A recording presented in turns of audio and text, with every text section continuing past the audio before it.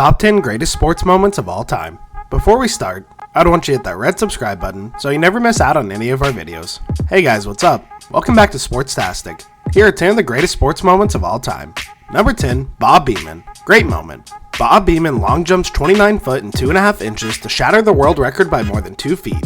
On October 18, 1968 at the Summer Olympics in Mexico City, Beamon set a world record for the long jump with a jump of 8.9 meters or 29 foot and 2.5 inches. Destroying the last record by about 2 foot, sports journalist Dick Schaap wrote a book about the leap called The Perfect Jump. The record stood for 23 years until Mike Powell broke it by only 2 inches in 1991. Number 9, Lou Gehrig.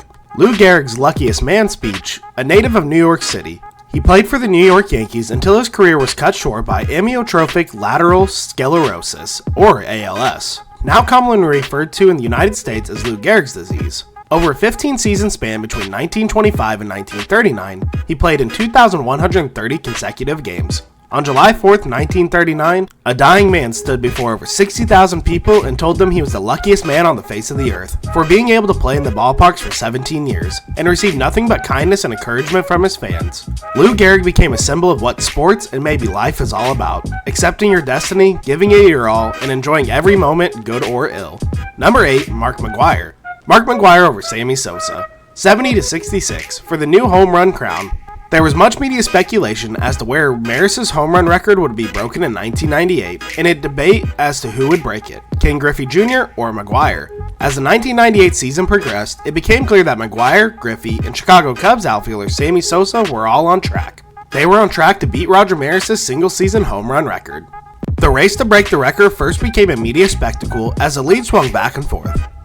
On September 8, 1998, at 8:18 p.m., McGwire hit a pitch by Chicago Cubs Steve Trashel over the left field wall for his record-breaking 60-second home run, setting off a huge celebration at Busch Stadium. McGwire finished the 98 season with 70 home runs, 4 ahead of Sosa with 66.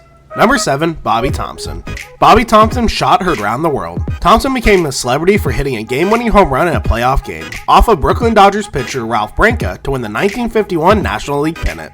The home run, nicknamed the shot heard around the world, is perhaps the most famous in baseball history. The Dodgers and Giants split the first 2 games, then forced a decisive contest on October 3rd at the Polo Grounds. The Dodgers took a 4-1 lead into the bottom of the 9th inning, and the Giants caused a appeared loss. But Thompson's homer turned what looked like a certain defeat into a 5-4 victory.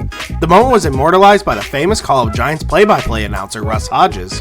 He cried, "The Giants win the pennant, the Giants win the pennant." Number 6, Wilt Chamberlain. Wilt Chamberlain scores 100 points. Wilt Chamberlain 100-point game, named by National Basketball Association as one of the greatest games, took place between the Philadelphia Warriors and the New York Knicks on March 2, 1962. It was at Hershey Park Arena in Hershey, Pennsylvania. With 46 seconds left, Chamberlain had 98 points. Chamberlain got free from the 5 Knicks, jumped high and stuffed the ball through the hoop for an alley-oop slam dunk to hit the century mark. The arena exploded in a frenzy. Over 200 spectators stormed the floor, wanting to touch the hero of the night. Some confusion remains about whether the game's last 46 seconds were played. According to the NBA, play was halted and never resumed. Number 5, Cal Stanford. Cal Stanford play-the-play refers to last-second kickoff return during a college football game between the University of California Golden Bears and the Stanford University Cardinal on November 20th, 1982. Given the circumstances and rivalry, the wild game that preceded it, the very unusual way in which the play was unfolded, and its lingering aftermath on the players and fans, it is recognized as a highly memorable play in college football history and among the most memorable in American sports. Number 4, Jesse Owens. Jesse Owens debunks Aryan myth. Adolf Hitler was using the games to show the world a resurgent Nazi Germany. He and other government officials had high hopes German athletes would dominate the games with victories. Meanwhile, Nazi propaganda promoted concepts of Aryan racial superiority and depicted ethnic Africans as inferior.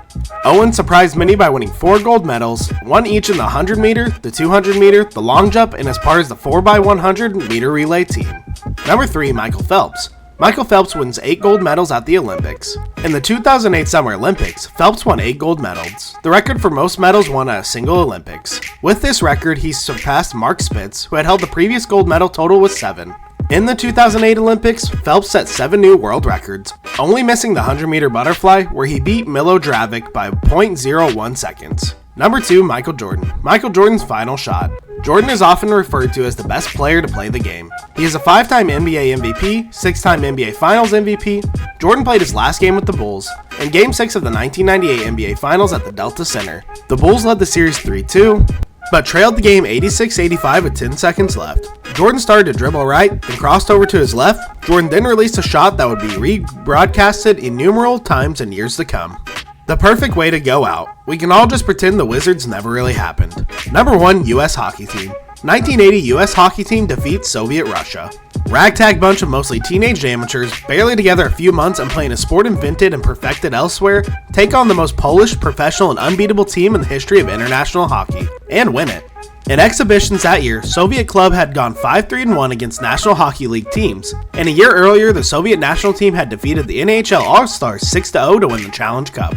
The Soviet and American teams were the natural rivals due to the decades-old Cold War. In the final seconds of the game, the crowd began to count down the seconds left. Sportscaster Al Michaels, who was calling the game on ABC, along with former Montreal Canadian goalie Ken Dryden, picked up on the countdown in his broadcast and delivered his famous call, 11 seconds. You've got 10 seconds? The countdown going on right now. Morrow up to Silk, 5 seconds left in the game. Do you believe in miracles? Yes. The US won the game 4-3. The victory was voted the greatest sports moment of the 20th century by Sports Illustrated. This brings us to the end of our video. I hope you enjoyed it. Hit like if you did, and don't forget to subscribe to our channel so you don't miss any of our videos in the future. Also, watch the next 2 videos that are on your screen because I'm sure you'll love them. With that, I'll see you in the next video.